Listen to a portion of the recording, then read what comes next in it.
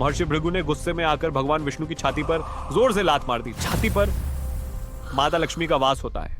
इस अपमान से आहत होकर माता लक्ष्मी हमेशा के लिए बैकुंठ छोड़कर चली गई और यहीं से शुरू होती है दुनिया के सबसे अमीर मंदिर तिरुपति बालाजी के बनने की कहानी।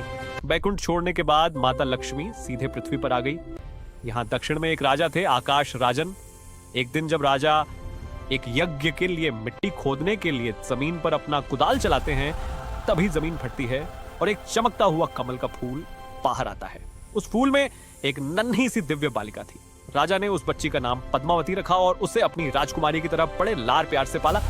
उधर भगवान विष्णु माता लक्ष्मी के बिना बहुत उदास हो गए।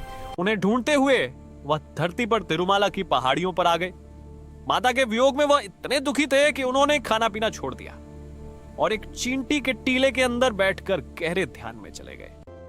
भगवान को भूखा देखकर एक गाय रोज उस चींटी के टीले पर जाती और अपना सारा दूध उसके अंदर गिरा देती थी।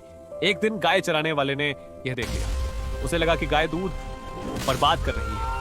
गुस्से में आकर उसने गाय को मारने के लिए अपनी कुल्हाड़ी खींचकर पूरी ताकत से उसकी तरफ फेंक दी। उस बेजुबान गाय को बचाने के लिए भगवान विष्णु तुरंत उस टीले से बाहर निकलकर सामने आ गए और कुल्हाड़ी का वह भयानक वार अपने सिर पर ले लिया। घाव बहुत गहरा था, सिर से खून बहने लगा और उस जगह के बाल हमेशा के लिए झड़ गए। भगवान को दर्द में देखकर वहां मौजूद उनकी एक परम भक्त नीला देवी से रहा नहीं गया। उन्होंने बिना एक पल सोचे तुरंत अपने सबसे सुंदर और घने बाल काटे और भगवान के घाव पर लगा दिया।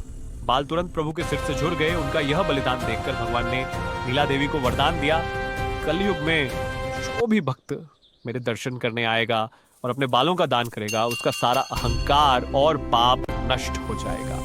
बाद में भगवान विष्णु जो धरती पर श्रीनिवास के रूप में रह रहे थे, उनकी मुलाकात राजकुमारी पद्मावती से हुई और दोनों का विवाह तय हो गया।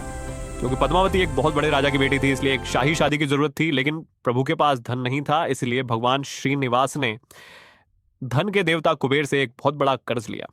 कुबेर ने शर्त रखी कि कल युग के अंत तक भगवान को यह कर्ज ब्याज समेत चुकाना होगा। आज भगवान तिरुपति बालाजी उसी कर्ज को चुका रहे हैं। मंदिर में भक्त जो करोड़ों का धन और सोना दान करते हैं, वह कुबेर का कर्ज चुकाने के लिए होता है। और जो महिलाएं और पुरुष अपना सिर मुंडवाते हैं, वो नीला देवी के बलिदान का सम्मान करने और अपना अहंकार भगवान के चरणों में छोड़ने के लिए ऐसा करते हैं।